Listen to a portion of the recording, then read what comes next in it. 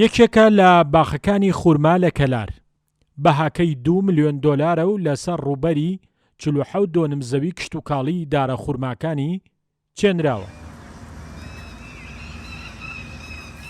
بەشێک لە داری باخەکە کە لە جۆری بەرحیە دوای 2 ساڵ و 5 مانگ لە قۆناغی بەرگرتندایە و خاوەنەکەی دڵخۆش کردووە بەوەی پڕۆژەکەی لە کەلار سەرکەوتنی بەدەستهێناوە.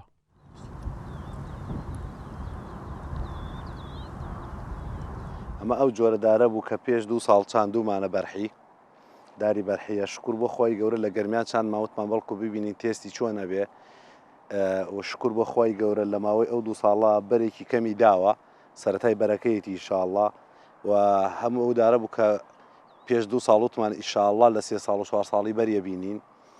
شکر بۆ خۆی گەورە لە گەرمیانە کە شواکەی وا گونجا هزار جار شکر ئێستا لە 2 ساڵیە بەری داوە. ئێمە ئەم جۆردارەمان لە 2 شوێنی جیاواز چاندووە لێرە بە بڕی تقریبان لە ناو شاری کەلارە بە بڕی 45 بۆ 50 دۆنم لە ڕووباری سیروانیش 15 بۆ 20 دۆنمە بێ نزیکی 3500 دارمان چاندووە بە بڕی هەردووگی بە هەردوو جیاوازەکەی باخەکە و لە جۆرەکەیشی ئەو کاتوتمان مەجدول و بەرحیە مەجهول و بەرحی بەرحەکەی زۆرترە.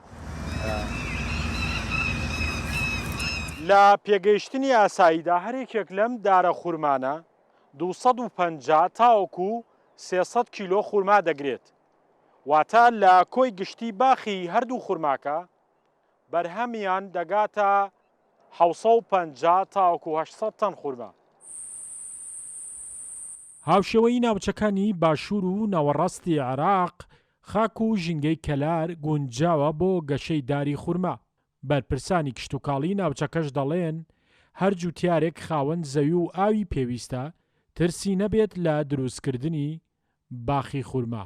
بەپێی کەشوهەوای قەزای کەلار ئەو خاک و ئاو و ئەو پلەی گەرما و ئەو سەرچاو ئاویانەی کە لە کەلارەیە دڵنیاییەوە گونجاوە بۆ دروستکردنی باخی خورما.